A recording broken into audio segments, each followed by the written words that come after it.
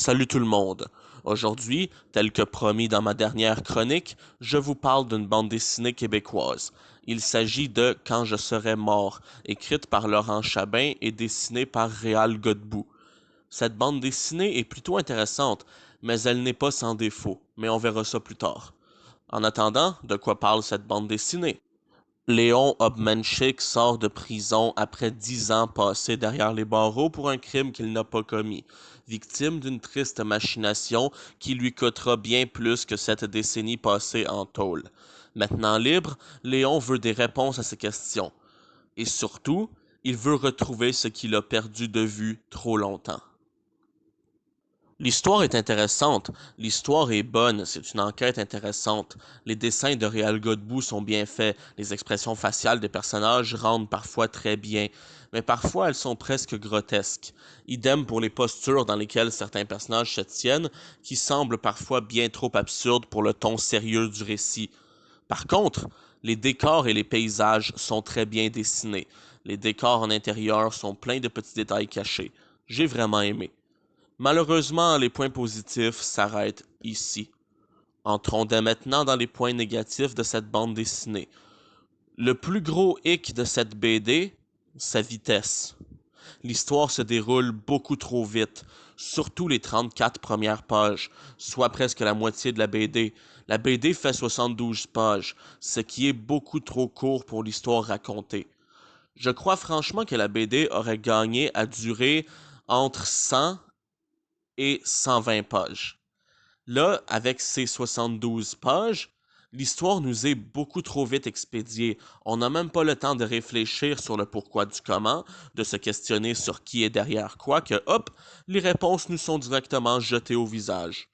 Malheureusement, mon ressenti face à Quand je serai mort, c'est que j'ai assisté à une enquête en accéléré, où la plupart des réponses nous sont données beaucoup trop vite par des personnages qui ne sont pas détectives et qui les trouvent d'un coup sans réellement se buter à des obstacles durant leur recherche.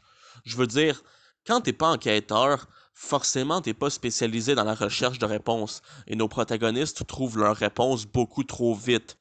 Et c'est dommage parce que personnellement, je ne trouve pas ça très cohérent.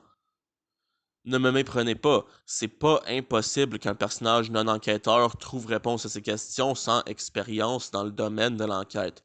Sauf que dans Quand je serai mort, tout nous est jeté à la figure beaucoup trop rapidement, et il arrive même qu'un personnage trouve ce qu'il cherchait par pur hasard, genre en croisant la personne qu'il cherchait dans la rue. Par pur hasard. La chance a frappé, j'imagine. En gros, Quand je serai mort, c'est une enquête trop rapide, parsemée de quelques incohérences, et à la fin bâclée. Oui, bâclée. Mais pour vous expliquer les incohérences et en quoi la fin est bâclée, je vais être obligé de spoiler.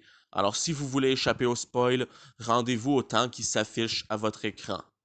Allez-y, je vous laisse encore quelques petites secondes. Vous y êtes? Parfait.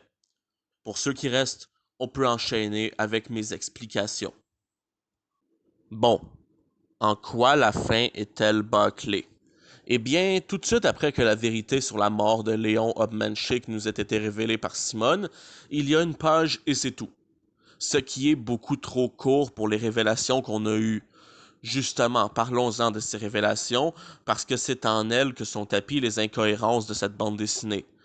Simone nous révèle qu'en fait, Léon Obmanchik n'a pas été assassiné. Il s'est suicidé avec le couteau de Frank Malo qu'il a volé chez Suzy Lortie.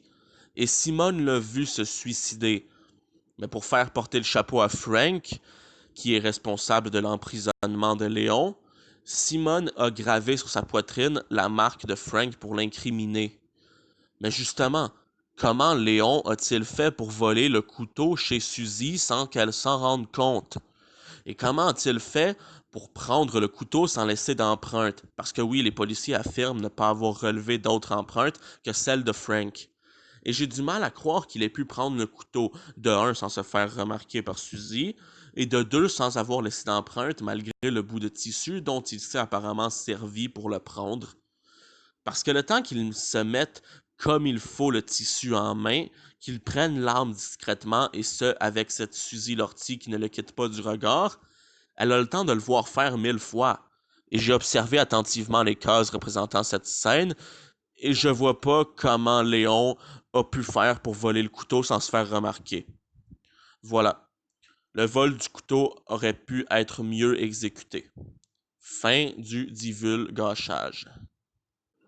En conclusion, j'ai pas envie de ne pas vous recommander Quand je serai mort, parce que malgré ces défauts que j'ai énumérés, tout dans cette bande dessinée n'est pas à jeter. Cette BD aurait gagné à être plus travaillée, et ce plus longuement, et à être rallongée, mais ce n'est pas pour autant que je ne vous la recommande pas. Elle mérite quand même qu'on y prête une petite attention. Son histoire reste intéressante et les révélations sont bien bonnes. Malgré ses défauts, ce n'est clairement pas une mauvaise bande dessinée. Voilà ce qui conclut cette 12e chronique et je vous dis à la prochaine. Allez, salut!